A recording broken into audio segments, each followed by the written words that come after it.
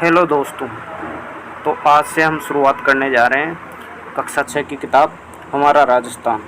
इसकी विषय वस्तु जानते हैं, क्या क्या पढ़ना है इसमें। वन लाइनर क्वेश्चन है प्रत्येक टॉपिक के। तो बात करते हैं पहला टॉपिक। तो पहला टॉपिक में राजस्थान एक परिचय, उसके बाद राजस्थान का इतिहास जानने के स्रोत। चौथा टॉपिक है राजस्थान में प्राचीन सभ्यता स्थल। उसके बाद पांचवा है आज़ादी से पूर्व राजस्थान का स्वरूप। उसके बाद राजस्थान का भौतिक स्वरूप। जल संसाधन एवं संरक्षण, आजीविका के प्रमुख क्षेत्र, राजस्थान में आधारभूत सेवाएं, लोक संस्कृति एवं कला। तो अध्याय 1 यानी कि चैप्टर 1 की शुरुआत करने जा रहे हैं, जिसमें है राजस्थान का परिचय। राजस्थान एक परिचय। तो पहला क्वेश्चन है क्षेत्रफल की दृष्टि से भारत का सबसे बड़ा राज्य कौन सा है? राजस्थान। भारत के कुल क्षेत्रफल का राजस्थान कितना प्रतिशत है? तो 10.41%। राजस्थान भारत के किस दिशा में स्थित है? तो उत्तर पश्चिम भाग में। राजस्थान का अक्षांश विस्तार कितना है? 23 डिग्री 3 मिनट से 30 डिग्री 12 मिनट। कौन से अक्षांश में? उत्तरी अक्षांश में। ठीक है। इसके बाद राजस्थान का देशांतरीय विस्तार की बात करते हैं। तो राजस्थान का देशांतरीय विस्तार 69 डिग्री 30 मिनट से 78 डिग्री 17 मिनट पूर्वी देशांतर में है। इसके बाद बात करते हैं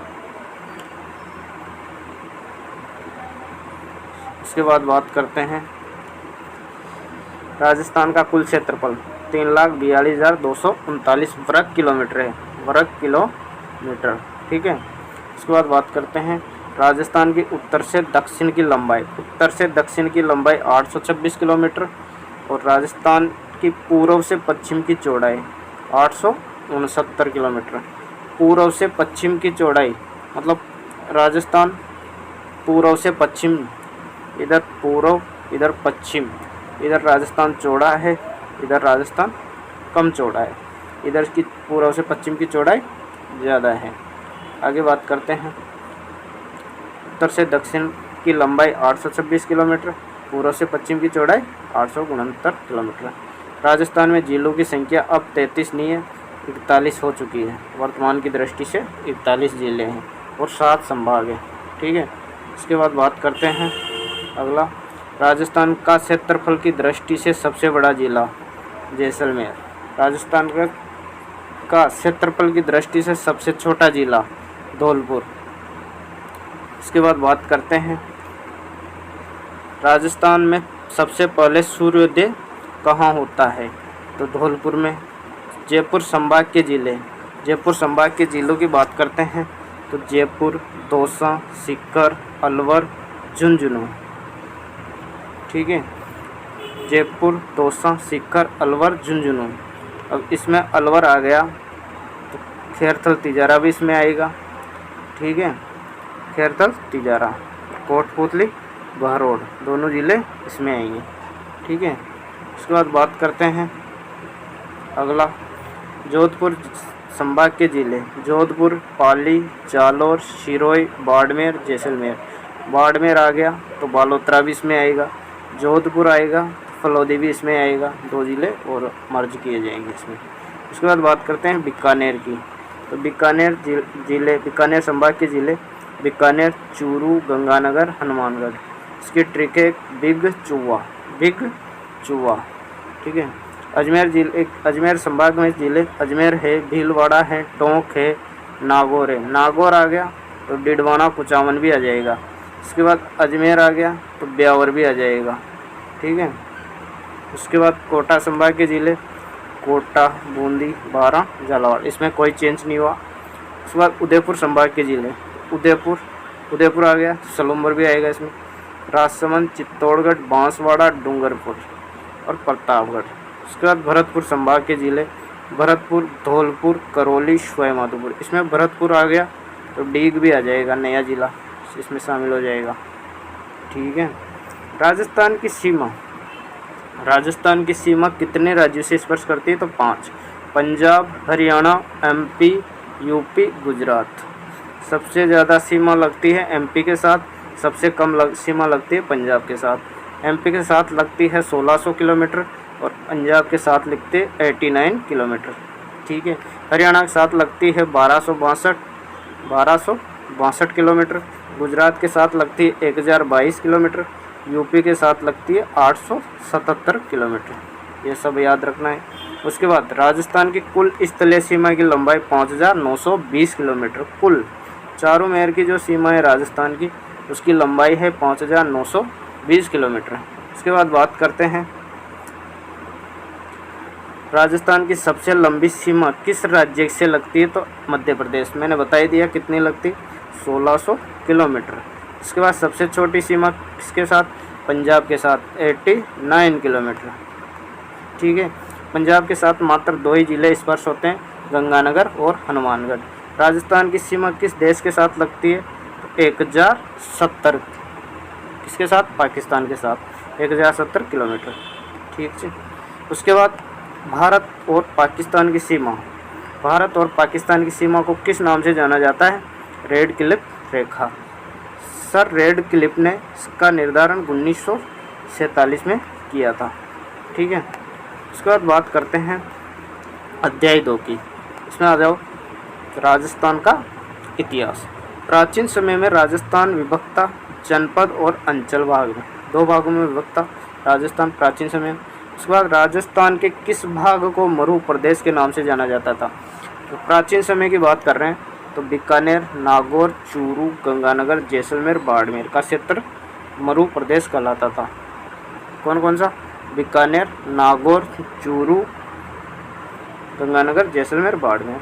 मरू प्रदेश की जानकारी हमें कहाँ से मिलती है, ऋग्वेद, रामायण, चरक संहिता और महाभारत से। आर्यों का प्रारंभिक जनतंत्र कौन सा था, तो मरू प्रदेश।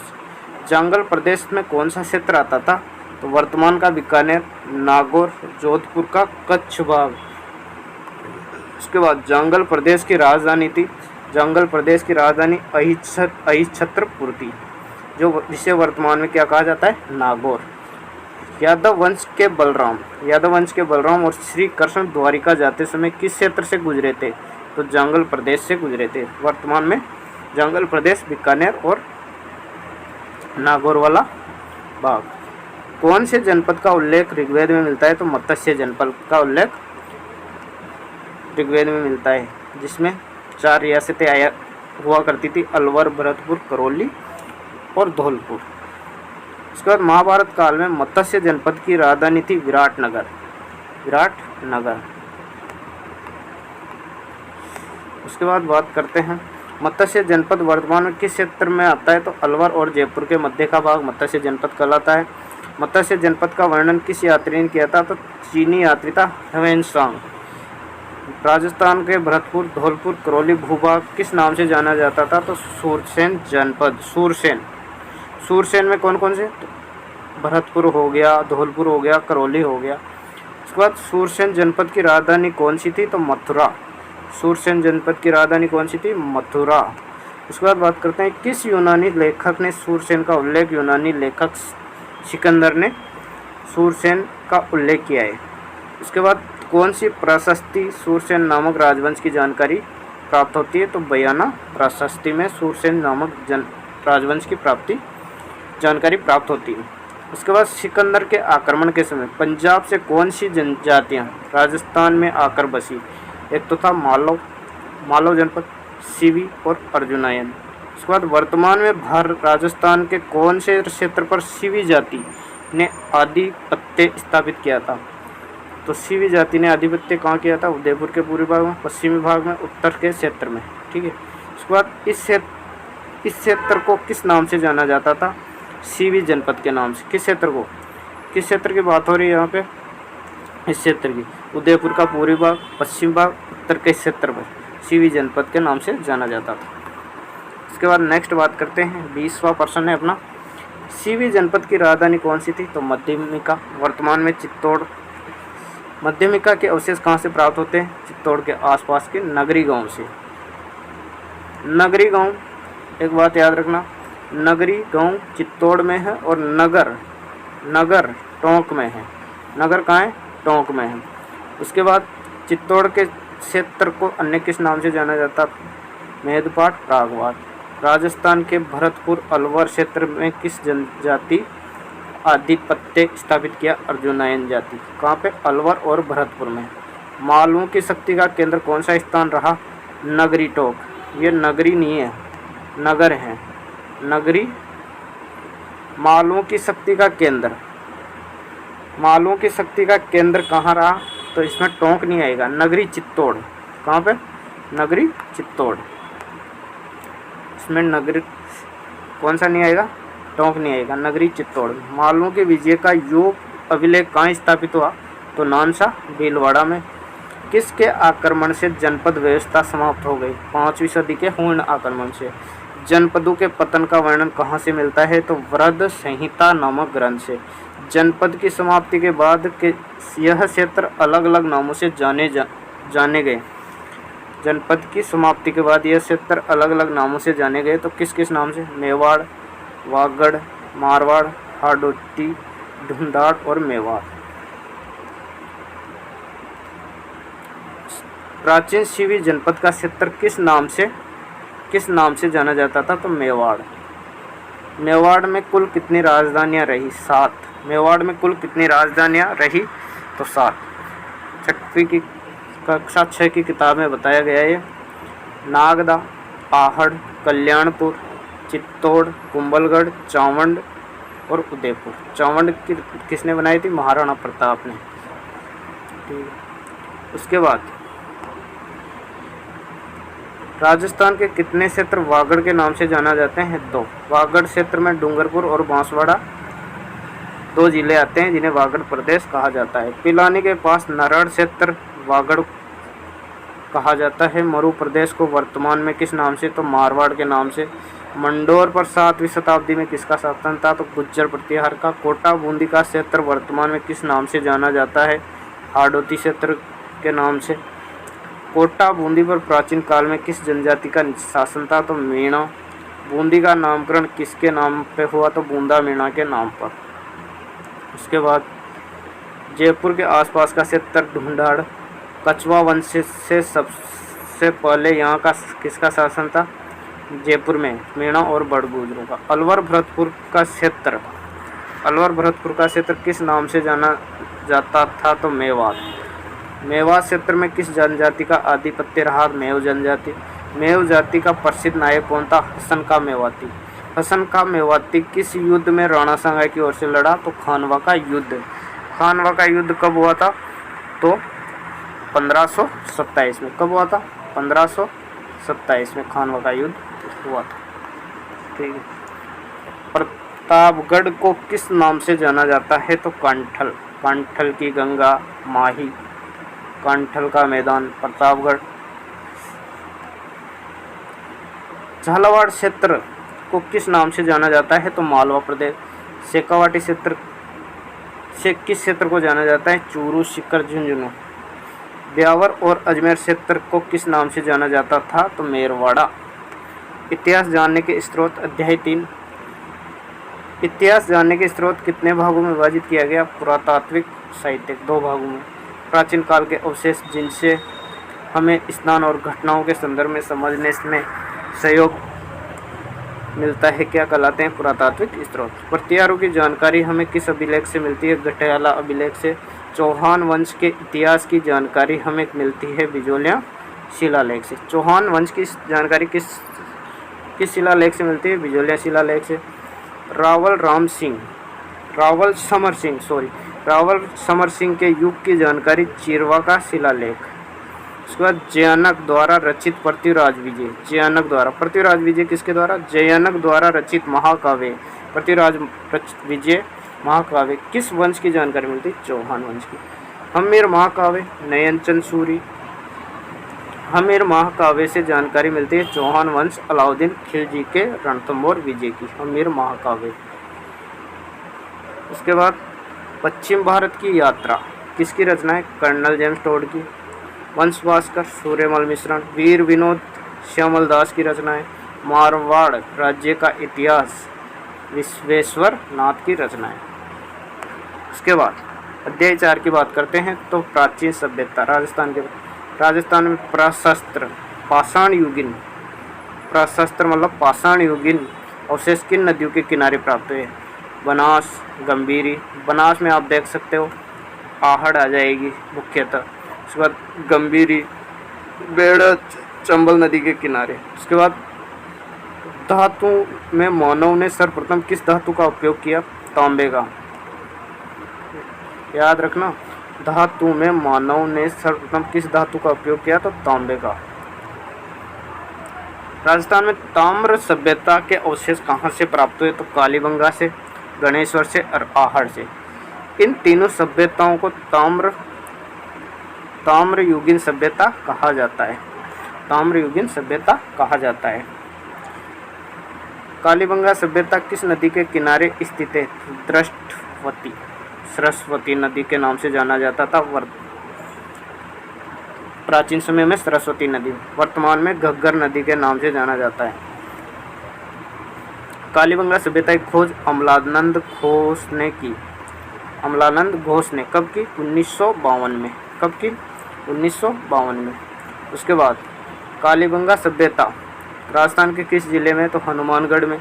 अमलानंद घोष की सभ्यता के बाद कालीबंगा उत्खनन करने कौन आए? तो बीबीलाल वीके थापर और इनके साथ एक और था एमडी खरे, सहयोग किया था इन्होंने। कालीबंगा सभ्यता वर्तमान में किस नदी के किनारे है? घग्गर नदी के। कालीबंगा में नालियाँ किससे बनी हुई थी? तो लकड़ी और ईंटों से। याद रखना, कालीबंगा में नालियाँ किसकी बनी हुई थी? लकड़ी और ईंट की। पत्थर का उपयोग नहीं किया इसमें। उसके बाद कालीबंगा में मकान बनाने के लिए प्रयोग किया जाता था ईंटों का। कुल मिला के कालीबंगा में किसका उपयोग किया गया? ईंटों का। नालियों में किसका? ईंटों का। मकान में किसका? ईंटों का। कालीबंगा में अग्नि वेदिका कहाँ पर बनी होती थी? तो चबूतरों पर। उसके बाद कालीबंगा की नगर नियोजन व्यवस्था किस सभ्यता के समान थी? तो सिंधु सभ्यता की। कालीबंगा से प्राप्त नगरों में कृषि कहाँ की जाती थी? तो नगर की चारदीवारी के बाहर। गाय के मुख वाले प्याले किस सभ्यता से प्राप्त हुए? कालीबंगा से। तांबे के बैल मूर्तियाँ कहाँ से प्राप्त हुई? कालीबंगा से। कांसे के दर्पण कहाँ से? कालीबंगा से प्राप्त हुए। तो क से कालीबंगा, क से कांस्य युगीन सभ्यता भी है। क से कालीबंगा और कन से कालीबंगा, कन से कांस्य युगीन सभ्यता भी है। इस बात किस सभ्यता से हमें हाथी दांत के से बना कंगा प्राप्त हुआ? कालीबंगा से। कालीबंगा सभ्यता का विनाश किस कारण माना जाता है? नदियों का पानी सूखने और मरुस्थल के बढ़ने से। उसके बाद उदयपुर। उसके बाद आगे बात करते हैं उदयपुर के धूलकोट का संबंध किस सभ्यता से है? आहड़ सभ्यता से। किस स्थान को पहले ताम्रवती के नाम से जाना जाता था? तो धूलकोट को पहले किस नाम से? ताम्रवती के नाम से जाना जाता था। धूलकोट की दीवारें किसकी बनी होती थी? दीवार पत्थर और मिट्टी से बनी होती थी। किसकी से? पत्थर से और मिट्टी से। यहाँ पे कालीबंगा में ईंटों का उपयोग किया गया और आहड़ में पत्थर का और मिट्टी का उपयोग किया गया दीवारों में। किस सभ्यता में 6 चूल्हे प्राप्त हुए? तो आहड़ सभ्यता में। 6 चूल्हों, एक परिवार में 6 चूल्हे मिलना किसका प्रतीक है? संयुक्त परिवार का। यहाँ पे संयुक्त परिवार रहता होगा। कौन सी सभ्यता जब उच्च कोटि के चावल का उत्पादन किया गया? आहड़ सभ्यता में। आहड़ सभ्यता में प्राप्त हुए चूल्हे किस प्रकार के हैं? तो भट्टी के आकार के प्रकार के। कौन सा स्थल के निवासी बर्तन बनाने की कला में दक्ष थे? तो आहड़ सभ्यता के निवासी। आहड़ सभ्यता से प्राप्त मिट्टी के बर्तन किस रंग में रंगे हुए हैं? लाल भूरे रंग में। आहड़ राजस्थान के किस सभ्यता स्थल से 26 किस्म के मणि, कितने किस्म के? 26 किस्म के, और 6 तांबे की मुद्राएं, 3 मोहरें प्राप्त हुई। मोहरें कहाँ से प्राप्त हुई? आहड़ सभ्यता से। धूलकोट के विध्वंस के बाद यहाँ के लोगों ने कौन से नए नगर बस आए? गिलोंड और भगवानपुरा। तो ये बनास संस्कृति की सभ्यता है धूलकोट, गिलोंड, भगवानपुरा। अगला क्वेश्चन है नंबर 30। उदयपुर की वल्लभ तहसील में तहसील का बालातल किस सभ्यता से संबंधित है? तो ताम्र पाषाण कालीन सभ्यता से। बालातल कौन सी है? ताम्र पाषाण कालीन सभ्यता। ये भी बनास संस्कृति का पार्ट है। वल्लभ भेष अनुसंधान केंद्र, वल्लभ नगर, उदयपुर में। उसके बाद किस सभ्यता स्थल से 11 कमरों के बड़े भवन दुर्ग जैसे चिन्ह प्राप्त हुए हैं? तो बालातल से। बालातल कहाँ है? उदयपुर में। गिलोंड कहाँ है? राजसमंद में। भगवानपुरा कहाँ है? उदयपुर में। उसके बाद बालातल से ताम्र सभ्यता के अलावा किस सभ्यता के अवशेष मिले हैं? तो लोहा कालीन सभ्यता भी है। उसके बाद बात करते हैं लोहा गलाने की भट्टियाँ कहाँ से प्राप्त हुई? बालातल से। बेराट सभ्यता कहाँ है? जयपुर में। बेराट जयपुर के अलावा किस स्थान से बुने हुए वस्त्र के अवशेष प्राप्त हुए? तो बालातल से। बुने हुए वस्त्र के अवशेष याद रखना, बालातल से। इसके बाद गणेश्वर सभ्यता के अवशेष कहाँ से प्राप्त हुए हैं? तो सीकर जिले के नीमका थाना तहसील के गणेश्वर नामक स्थान से। गणेश्वर सभ्यता को किस नाम से जाना जाते हैं? तो ताम्रीय संचयी संस्कृति। इसके बाद बात करते हैं गणेश्वर सभ्यता से कौन से तांबे के उपकरण पश्चिम और मध्य एशिया में निर्यात किया जाता है? तो दोहरी परतदार सिरों वाली तांबे की पिन कहाँ से मिली? गणेश्वर सभ्यता से, जो कहाँ बेची जाती है? मध्य एशिया में। इसके बाद गणेश्वर सभ्यता से कितने प्रकार के मिट्टी के पात्र प्राप्त हुए? 2 प्रकार के। लोहकालीन पुरातात्विक स्थल राजस्थान के कौन कौन से हैं? तो बेराट है, सांबर है, बागोर है, रेड है। इसके बाद अगला क्वेश्चन, बेराट राजस्थान के किस जिले में स्थित है? जयपुर में। बिज्जक की पहाड़ी भीम डूंगरी का संबंध बेराट से है। महाभारत काल में बेराट को किस नाम से जाना जाता था? विराट नगर, वर्तमान में बेराट। पांडवों ने 1 वर्ष का अज्ञातवास कहाँ बिताया था? विराट नगर में। राजस्थान में मौर्य काल का प्रमुख केंद्र बेराट किस स्थान से अशोक के भाब्रू के शिलालेख बौद्ध भट्ट के अवशेष प्राप्त हुए? बेराट से। राजस्थान के किस सभ्यता स्थल से 1 कमरे से 36 चांदी की मुद्राएं प्राप्त हुई हैं? तो बेराट से, याद रखिए। इसके बाद 36 चांदी की मुद्रा, 36 चांदी की मुद्राओं में से कितनी भारतीय यूनानी शासकों हैं? तो 28, याद रखना 28। ये क्वेश्चन बार बार पूछा जाता है। उसके बाद 36 चांदी की मुद्राओं में से कितनी मुद्राएं पंचमार्क है? कितनी मुद्राओं में पंचमार्क हैं? 8, 28 याद रखना आप। तो 8, 28 भारतीय यूनानी शासकों की 28 और 8 मुद्राओं में पंचमार्क। टोटल कितनी? 36। किसकी है? चांदी की। कहाँ की खुदाई के स्वास्तिक त्रिरत्न चक्र के चिन्ह आयुक्त अलंकृत घड़े, दीपक, नाचता हुआ पक्षी, पत्थर की संदूक, लोहे की कील, हाथ से बना हुआ वस्त्र प्राप्त हुआ है? तो बेराट से। ये सब कहाँ से मिले? बेराट से। नेक्स्ट अध्याय अपना 5वां, आज़ादी से पूर्व सरकार का स्वरूप और राजस्थान का भौतिक स्वरूप। तो भौतिक संरचना के आधार पर राजस्थान को विभाजित किया जाता है 4 भागों में। थार का मरुस्थल, अरावली पर्वत, पूर्वी मैदान, दक्षिण पूर्वी पठारी। थार का मरुस्थल राजस्थान के कुल क्षेत्रफल के कितने भाग पर फैला हुआ है? तो 12 जिले।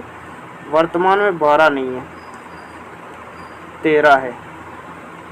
ठीक है, वर्तमान में पश्चिमी राजस्थान के जिले कितने आते हैं? 13 मरुस्थल के जिले। ठीक है,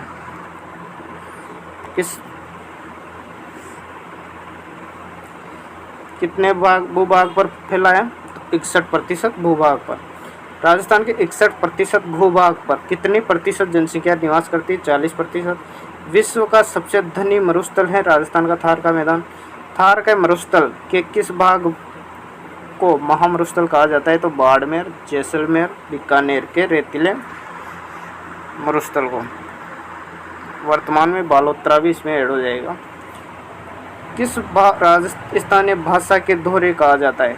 किस? तो बालों का स्तूप को धोरे कहा जाता है, स्थानीय भाषा में धोरे कहा जाता है। थार के मरुस्थल को कितने भागों में बांटा जा सकता है? तो 5 भागों में। मरुभूमि, घग्गर का मैदानी भाग, अर्ध मरुस्थलीय भाग, नागौर की उच्च भूमि, अंतःस्थलीय प्रदेश। उसके बाद राजस्थान में अरावली का विस्तार दक्षिण पश्चिम से उत्तर पूर्व की ओर। ये क्वेश्चन बार बार पूछा जाता है। राजस्थान में अरावली का विस्तार कितना, कहाँ से कहाँ? दक्षिण पूर्व से। जैसे ये राजस्थान तो दक्षिण, उत्तर दक्षिण, तो दक्षिण पश्चिम से उत्तर पूर्व, ऐसे विस्तार, ऐसे, ठीक है। राजस्थान में इसकी कुल लंबाई है 550 किलोमीटर। राजस्थान में इसकी टोटल 80% राजस्थान में है।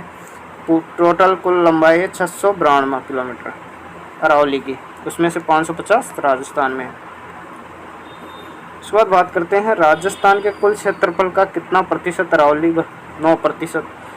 अरावली का विस्तार कहाँ से कहाँ तक है? तो गुजरात के खेड़ ब्रह्मा से दिल्ली की रायसिंग पहाड़ी। अरावली पर्वतमाला की कुल लंबाई 192 किलोमीटर। अरावली पर्वतमाला को विभाजित किया जाता है 2 भागों में। उसके बाद 550 यानी कि 80% राजस्थान में स्थित है अरावली। राजस्थान की अरावली क्षेत्र में कुल जनसंख्या कितना प्रतिशत? 10%। 9% भूभाग पर 10% जनसंख्या निवास करती है, याद रखना, 9-10 याद रखना। अरावली 9% भूभाग पर 10। पूर्वी मैदानी भाग राजस्थान के कुल क्षेत्रफल का कितना प्रतिशत? 23%। मैदानी भाग कितना प्रतिशत? 23%। इसमें कितने प्रतिशत जनसंख्या निवास करती है? 40%। बीहड़ भूमि और डांग क्षेत्र किस भाग को कहा जाता है? किस क्षेत्र को कहा जाता है? तो कोटा से धौलपुर के आसपास के क्षेत्रफल को डांग या बीहड़ की भूमि कहा जाता है। 56 का मैदान बांसवाड़ा प्रतापगढ़ जिले के माही और सहायक नदी द्वारा मैदानी भाग। तो दक्षिणी पूर्वी पठारी प्रदेश को अन्य किस नाम से जाना जाता है? तो हाटोटी का पठार। दक्षिण पूर्वी पठारी भाग राजस्थान के कुल क्षेत्रफल का कितना भाग में फैला हुआ है? 7% भाग में। जो हाटोटी का पठार है वो कितने प्रतिशत भाग में फैला हुआ है? 7%। इसमें कुल जनसंख्या 11%, 7-11 याद रखना, 7। 6 पॉइंट कुछ है, 6.92-93 है, लगभग 7% मान लिया जाता है। उसके बाद राजस्थान में कितने प्रकार की जलवायु परिस्थितियाँ पाई जाती हैं? 5 प्रकार की। अरावली से पूर्व में जयपुर, उत्तर पूर्वी जिलों में किस प्रकार की जलवायु? तो आर्द्र जलवायु। सवाई माधोपुर से लेकर उदयपुर तक किस प्रकार की? तो आर्द्र जलवायु। ये तो है उपाद्र, जयपुर के आसपास, सवाई माधोपुर उदयपुर के आसपास आर्द्र। दक्षिण में बांसवाड़ा, दक्षिण पूर्वी झालावाड़ में पाई जाती है अति आर्द्र। राजस्थान की प्रमुख ऋतु: ग्रीष्म ऋतु मार्च से जून तक, वर्षा ऋतु जुलाई से सितंबर तक, शीत ऋतु अक्टूबर से फरवरी तक।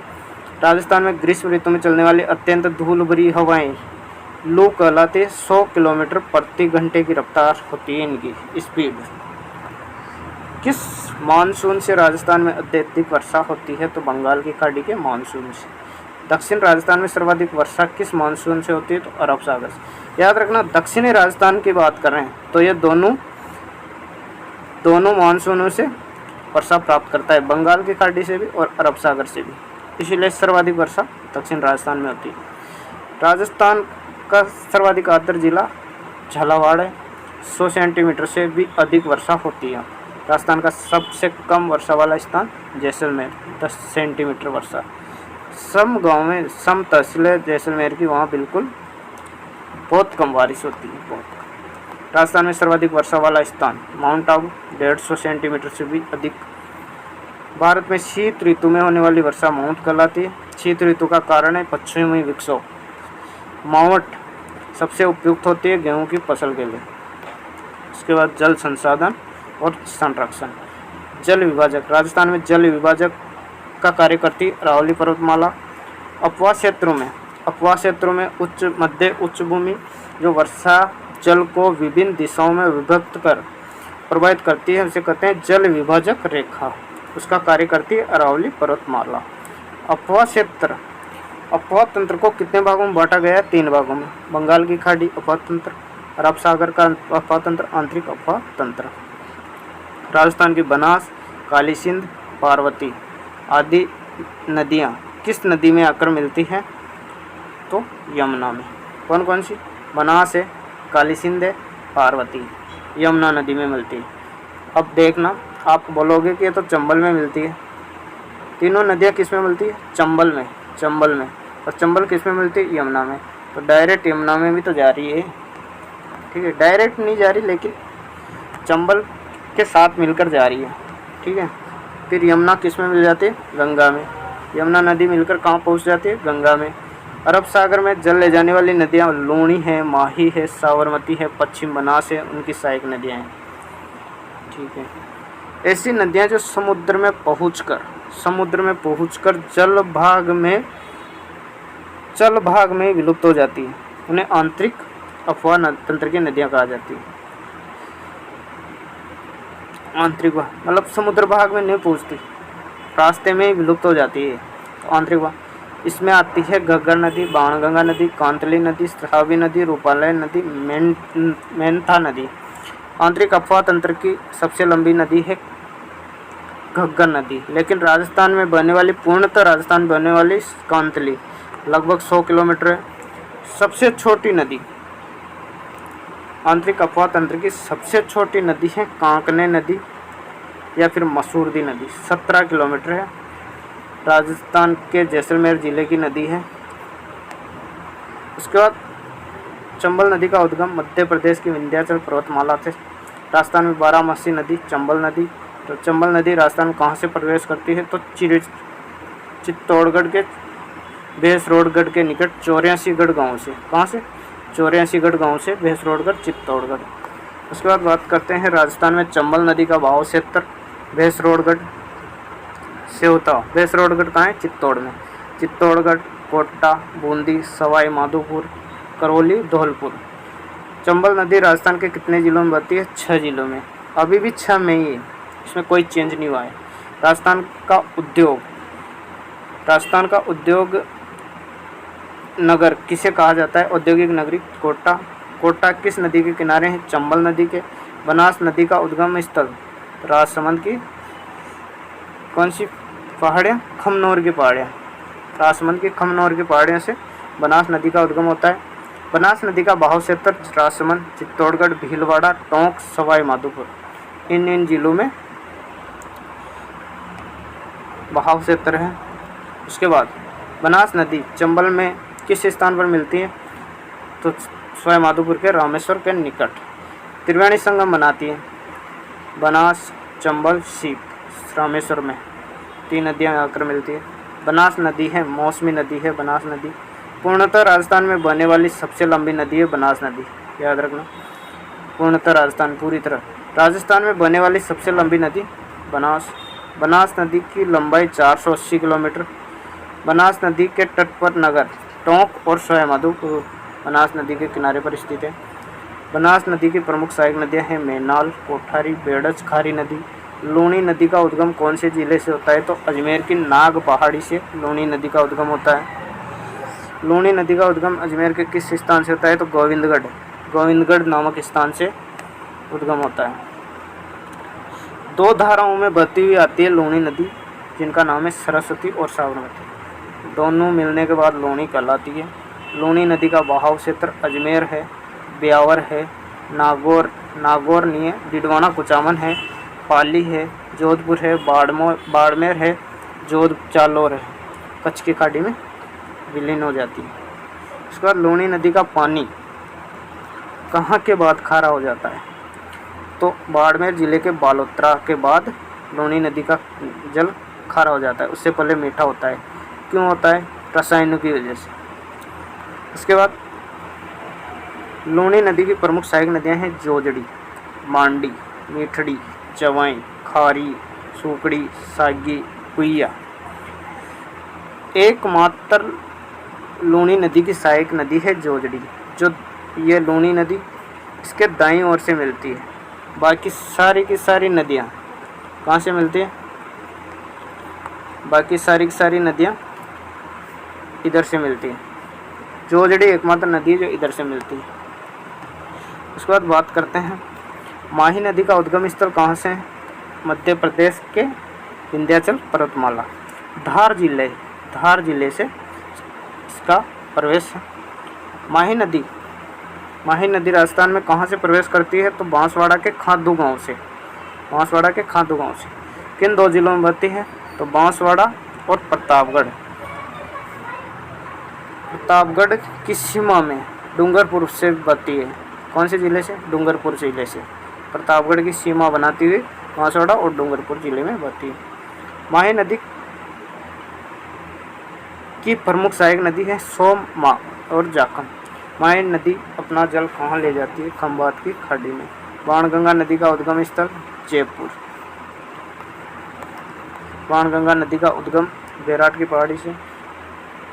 कौन सी नदी का पानी भरतपुर के घना पक्षी राष्ट्रीय उद्यान में नम भूमि का निर्माण करता है? तो बाणगंगा नदी का। इस नदी को अर्जुन की गंगा कहा जाता है, बाणगंगा को। घग्गर नदी का उद्गम स्थल हिमाचल प्रदेश की शिवालिक पहाड़ियों से। घग्गर नदी है आंतरिक अपातंत्र की। घग्गर नदी राजस्थान के किस जिले में प्रवेश करती है? हनुमानगढ़ जिले में। घग्गर नदी कहाँ से भूमिगत हो जाती है? गंगानगर में भूमिगत हो जाती है। घग्गर नदी की किस प्राचीन नदी का सहायक नदी मानी जाती है? सरस्वती नदी की। पंडित जवाहरलाल नेहरू ने किसे आधुनिक भारत के मंदिर कहा है? तो बहुउद्देशीय नदी घाटी परियोजना को।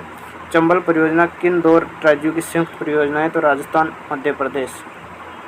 चंबल नदी पर कुल कितने बांध बनाए गए हैं? तो 4 बांध। कौन कौन से हैं? तो मध्य प्रदेश में गांधी सागर हैं, चित्तौड़ में राणा प्रताप सागर हैं, कोटा में जवाहर सागर और कोटा बैराज हैं। चंबल नदी परियोजना का मुख्य उद्देश्य जल विद्युत और सिंचाई उपलब्ध करवाना। माही बजाज सागर परियोजना किन राज्यों की संयुक्त परियोजना है? तो राजस्थान और गुजरात की। माही बजाज सागर बांध कहाँ है? बांसवाड़ा में। राजस्थान का सबसे लंबा बांध है, 3109 किलोमीटर लंबा बांध है, याद रखना। इसके बाद माही बजाज सागर का प्रमुख उद्देश्य है पेयजल, जल विद्युत और सिंचाई।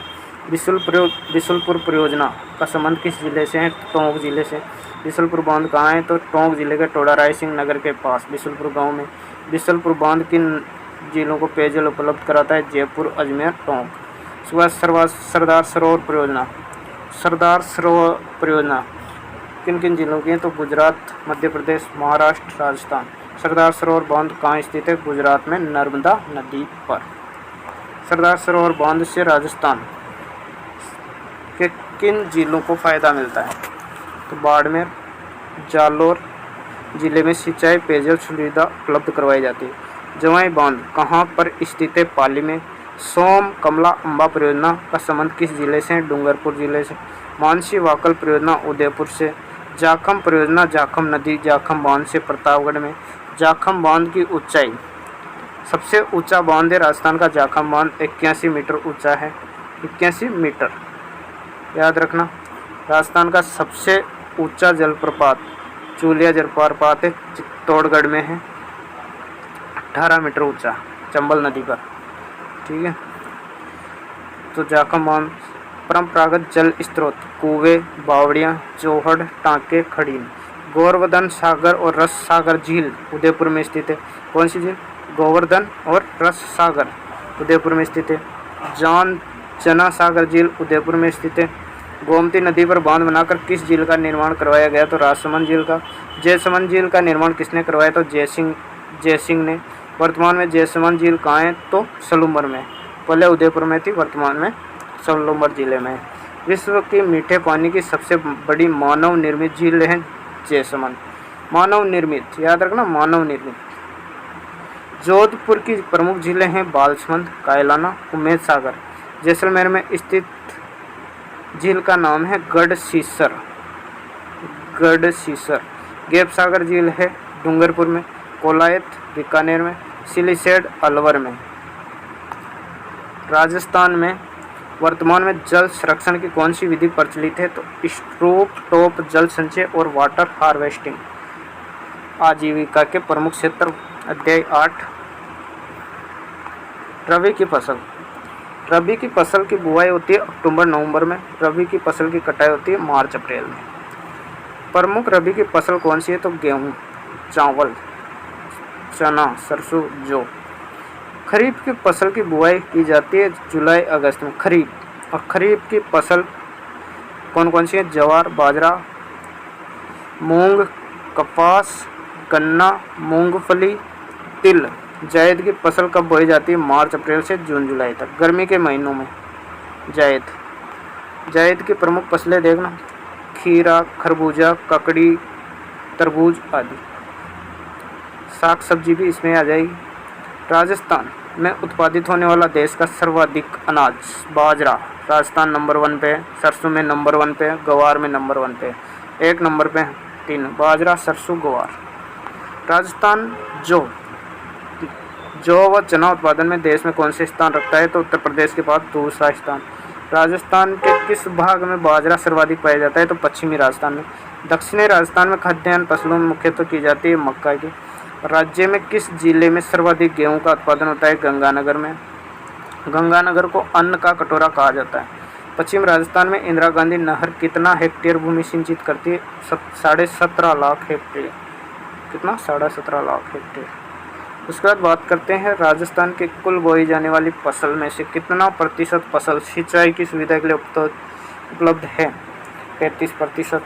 राजस्थान में सर्वाधिक सिंचाई किससे होती है? कुएं और ट्यूबवेल से, 66%। राजस्थान में नहरों से कितने प्रतिशत सिंचाई होती है? तो 33%। राजस्थान में सबसे कम सिंचाई तालाबों से। पशुपालन की दृष्टि से राजस्थान देश में कौन सा स्थान है? दूसरा। याद रखना, सर्वाधिक सिंचाई किससे होती? कुएं और ट्यूबवेल से, 66%। उसके बाद नहरों से। क्वेश्चन आता है कि सर्वाधिक सिंचाई किससे होती है, तो आप नहरें मत कर देना, नहरों से 33 होती है, कुएं और ट्यूबवेल से 66%। पशुपालन की दृष्टि से राजस्थान देश में कौन सा स्थान रखता है? दूसरा। भारत में कुल पशुधन का राजस्थान में कितना प्रतिशत पाया जाता है? 11.36%। 20वीं पशु गणना 2019 के अनुसार राजस्थान में किन पशुओं में सर्वाधिक कमी दर्ज हुई? तो ऊंट और गधों में। 20वीं पशु गणना 2019 के अनुसार राजस्थान में किन पशुओं की संख्या में वृद्धि हुई है? तो गाय और भैंस। राजस्थान में कितने प्रकार के खनिज पाए जाते हैं? 67 प्रकार के खनिज राजस्थान में पाए जाते हैं। 67 नहीं, राजस्थान में लगभग 81 प्रकार के खनिज पाए जाते हैं। ठीक है, राजस्थान में कितने प्रकार के? 81 प्रकार के खनिज पाए जाते हैं, 81 प्रकार के। राजस्थान में पाए जाने वाला सर्वाधिक खनिज कौन सा है? Rock phosphate. कौन से खनिजों में राजस्थान का एकाधिकार रखता है? सीसा है, जस्ता है, जिप्सम है, चांदी, संगमरमर। राजस्थान आधारभूत सेवाएं, तो कुल साक्षरता राजस्थान की 66.11%। राजस्थान में पुरुष साक्षरता कितनी है? 79.19। महिला साक्षरता 52.12%। इसके बाद यार राजस्थान में उप स्वास्थ्य केंद्र कितनी आबादी पर स्थापित किए? 1000 की आबादी पर। राजस्थान में प्राथमिक उप स्वास्थ्य केंद्र 30,000 की आबादी पर। राजस्थान में 1 लाख की आबादी वाले स्थानों पर कौन से केंद्र स्थापित? सामुदायिक स्वास्थ्य केंद्र। 33 जिलों में वर्तमान में 41 है। कितने जिले में मेडिकल कॉलेज खोले जाएंगे? तो 30।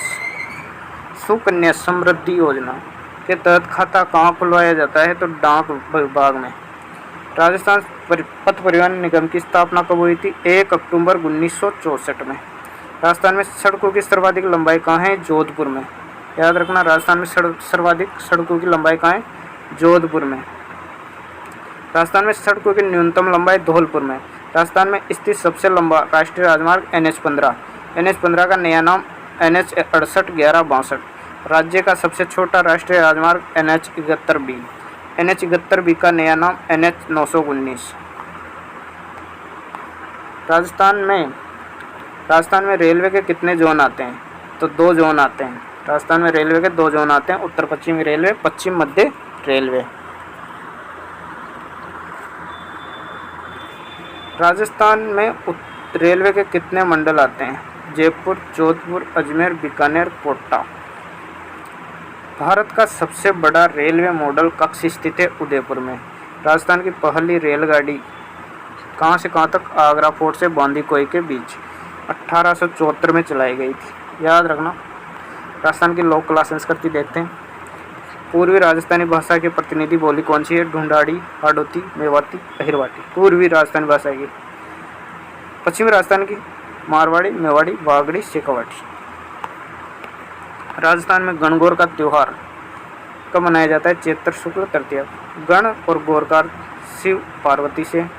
सावन के महीने में मनाया जाने वाला प्रमुख त्योहार है तीज का त्योहार। भाद्रपद माह की कृष्ण पक्ष की तीज को कजली तीज, सादुड़ी तीज के नाम से मनाई जाती है। बूंदी में मनाई जाती है। होली के 8वें दिन कौन सा त्योहार मनाया जाता है? तो शीतला अष्टमी। जयपुर में शीतला माता का मंदिर शीलडूंगरी चाकसू जयपुर में है। उदयपुर में शीतला माता का प्रमुख मंदिर वल्लभ नगर कस्बे में। पुष्कर मेले का आयोजन कार्तिक पूर्णिमा को केला माता का मंदिर स्थित है। केला माता कहाँ है? करौली में। केला माता के सवाई माधोपुर में स्थित मेले को लक्खी मेले के नाम से जाना जाता है। केला देवी का मेला आयोजित होता है चैत्र कृष्ण द्वादशी से चैत्र शुक्ल द्वादशी। महावीर जी के मेले का आयोजन होता है चैत्र शुक्ल एकादशी से वैशाख शुक्ल द्वितीय तक। महावीर जी की मूर्ति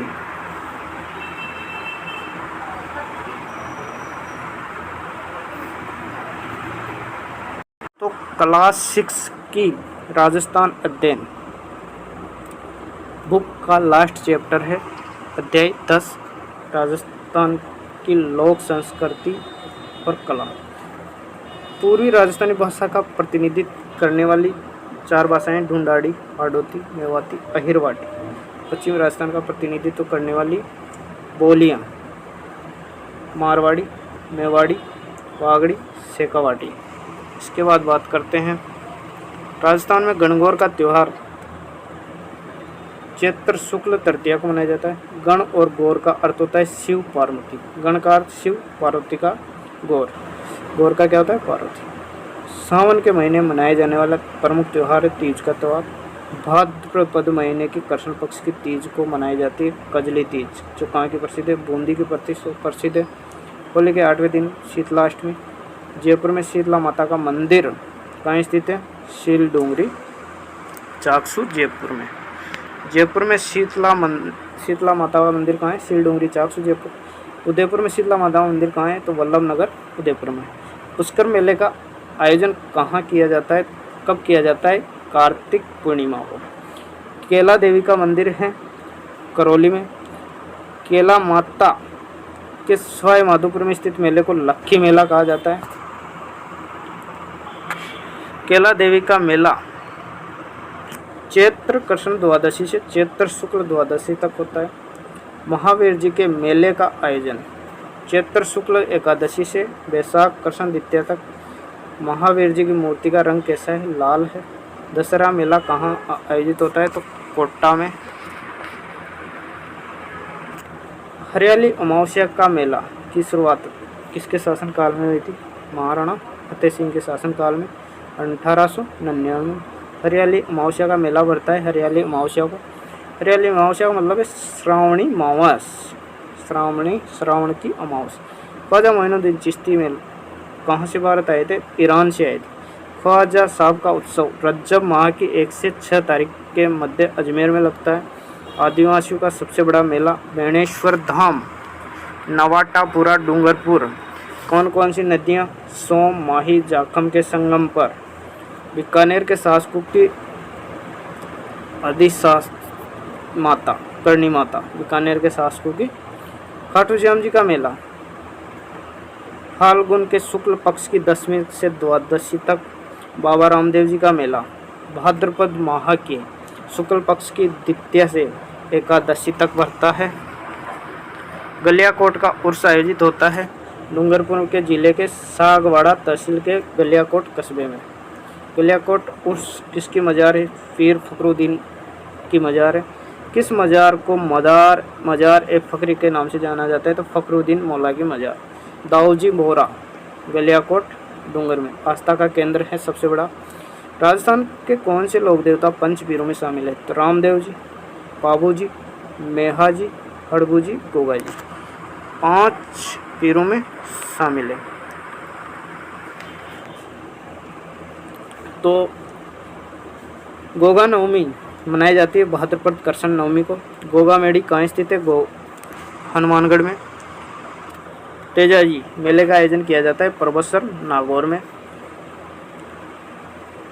ऊँटों के देवता के रूप में पूजनीय लोक देवता कौन से? पाबू जी महाराज। पाबू जी के मुख्य स्थान पाबू मंड, कोलू मंड, पाबू मंड, फलोदी जोधपुर। फलोदी जोधपुर नहीं आएगा, ओनली फलोदी। मीराबाई का जन्म मेड़ता सिटी नागौर में कुड़की गांव में हुआ था। कुड़की गांव।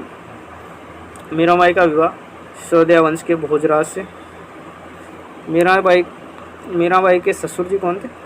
भोजराज के पिता संगा, राणा संगा। दादू दयाल ने अकबर से भेंट कब की थी? 1585 में फतेहपुर सीकरी में। विष्णु संप्रदाय के प्रवर्तक जाम्बोजी महाराज। जाम्बोजी का जन्म कहाँ हुआ? 1508 में कृष्ण अष्टमी को पीपासर नागौर में। जाम्बोजी पीपासर नागौर।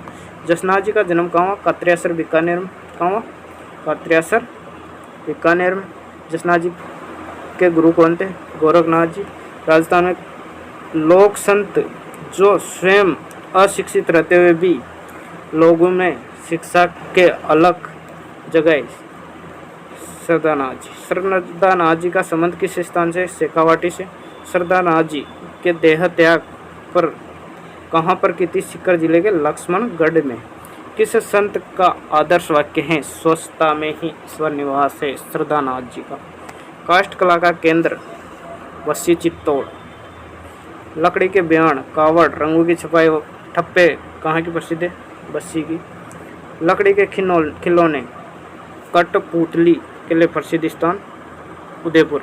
लकड़ी की मूर्तियाँ जेठाना गांव डूंगरपुर। याद रखना, लकड़ी की मूर्तियाँ कहाँ की है? जेठाना गांव डूंगरपुर की। लकड़ी का फर्नीचर कहाँ बनाया जाता है? शेखावाटी बीकानेर में। टेराकोटा के लिए प्रसिद्ध स्थान मोलेला गांव राजसमंद। टेराकोटा की वस्तुएं निर्मित होती है अलवर और बाड़मेर में। लाख के आभूषण कहाँ के प्रसिद्ध है? जयपुर जोधपुर में। थेवा कला कहाँ की प्रसिद्ध है? प्रतापगढ़ की। थेवा कला कहाँ की प्रसिद्ध है? प्रतापगढ़ की। तो ये थी आज की क्लास। आज इतना ही, मिलते हैं अगली क्लास में। धन्यवाद।